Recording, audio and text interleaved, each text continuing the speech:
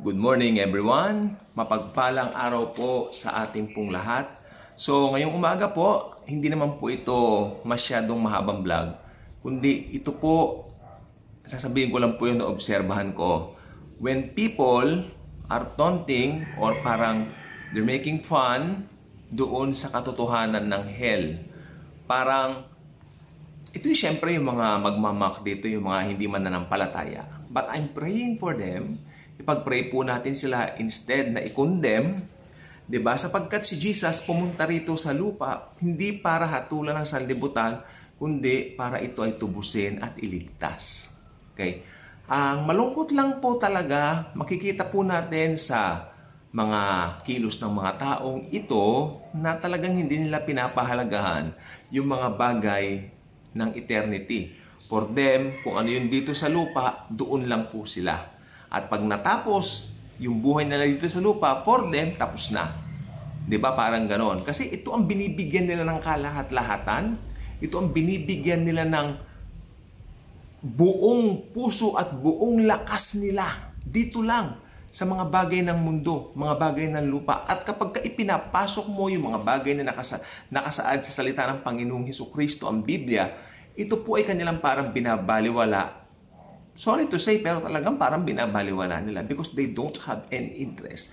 The Holy Spirit has not yet quickened them. The only person who can quicken them is the Holy Spirit. Upon hearing the good news, upon hearing the gospel. Kasi patay po ang tao. You cannot respond on your own. Hindi ka makaka-respond sa sarili mo. So, i-quicken ka ng banal na espiritu through hearing the gospel. The gospel of grace. Hindi po gospel ng law, hindi gospel ng sariling gawa mo, kundi gospel of grace. Makikwiken ka, marirealize mo, o nga no, I need Jesus sa buhay ko. So, ayan po ang mangyayari sa mga taong makakarinig ng gospel at magre-respond. Then later on, they will believe sa finished work ni Christ and then, gotcha, born again na sila. Yun po. That's why may mga ganito po mga pangangaral. Hindi po ako nagsasawa. And I hope yung iba pong mga preachers ng grace ay magpatuloy regardless na kung ano man yung mga kasi ang consequence po talaga nito kapag kayong mga tao ay nagpatuloy sa ganyan at kinamatayan nila ito, there will be no hope for them. Remember, nasa church age tayo.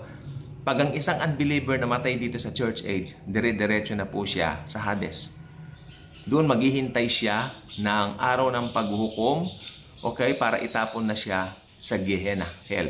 Totoong may impyerno. Pero if you are a grace preacher, hindi mo gagamitin yung parang tatakutin mo ang tao. No, hindi. Ang ipre-preach mo si Christ. Ipre-preach mo yung tinapos niyang gawa sa krus ng Kalbaryo. Tingnan po natin to. A very familiar verse na malamang sa inyo parang iba huwag naman nagsasawa. John 3:16 to 17. Tingnan natin to ha. John chapter 3 verses 16 to 17. So, ano to? Salin ba to? Anong salin to? Ayun! Holy Bible, New International Version. NIV siya. NIV. So, John 3, chapter 16 to 17. Makinig po tayong mabuti, no? Including may makinig ako. Binabasa ko siya.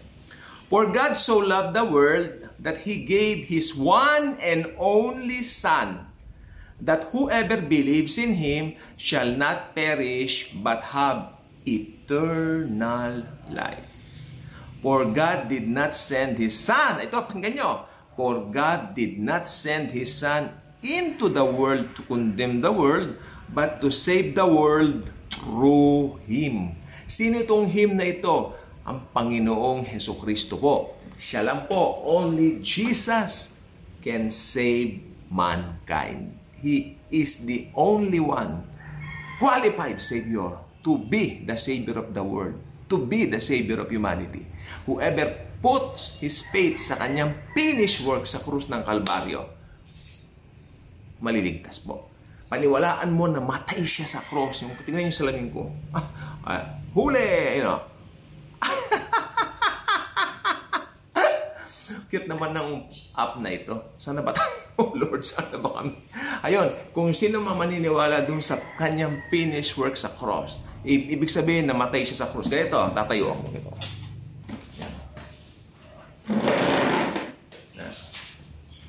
Ganito po siya namatay. Tingnan niyo yung gesture ni Jesus. Ganyan po siya. Nakapako, di ba? What is this gesture nung sinisignify nito? Ano po?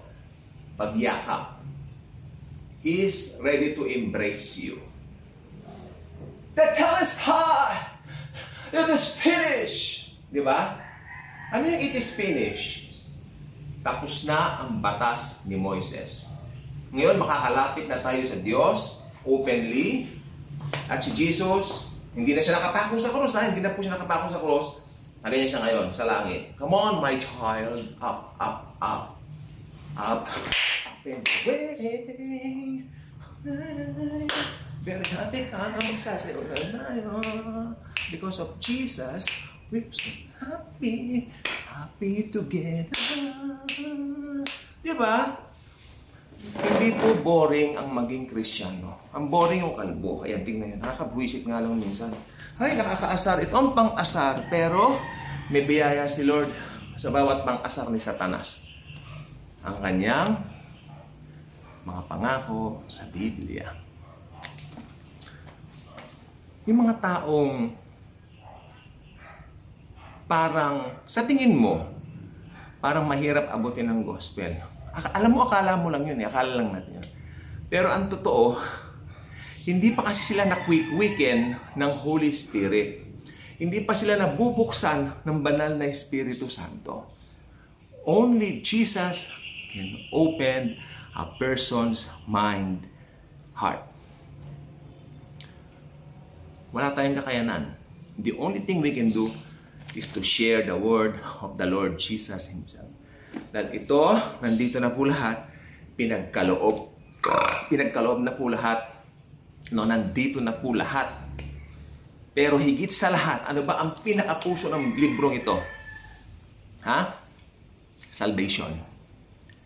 Iniimbitahan niya lahat, come on, come on. Hi, come on, come on. Come on. Receive my finished work sa cross. Namatay ako para sa inyo. Yan sabi ni Jesus. Come on. Pero sino ginagamit ngayon ni Jesus para makarating ang mensahe ng biyaya ng kanyang pagkamatay at muling pagkabuhay? Tayo. Tayong mga Kristiyano. Dahil wala naman po ibang gagamitin ng Lord kundi mga anak po niya.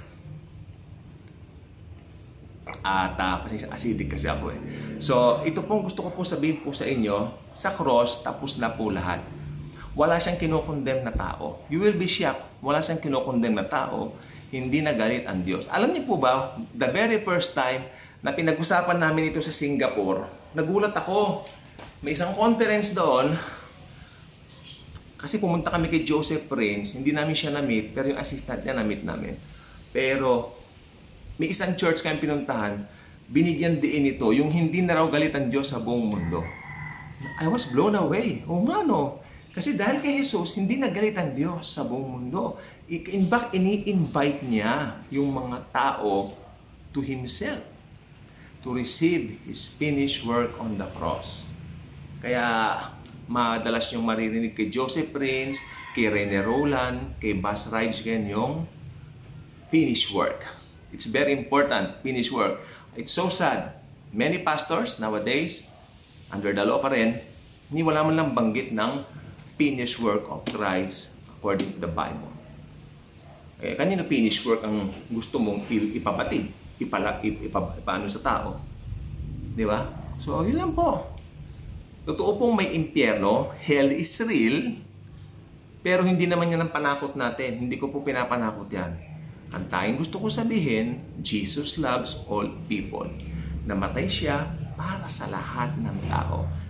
Tingnan yung kamay ko, may balbas. Bigo, Pero hindi na po siya galit ngayon sapagkat lahat ngayon ini-invite niya na tumanggap doon sa kanyang tinapos na gawa. This is the gospel. The gospel of grace has the power to save mankind. Ano yung gospel of grace na yan? Yung finished work ni Christ sa cross. It's very powerful. We need to share that dearly to all the people. Then, tayo magsayaw-sayaw. Because we are so happy, we are so joyful because of the Lord. Bye-bye. Jesus loves us.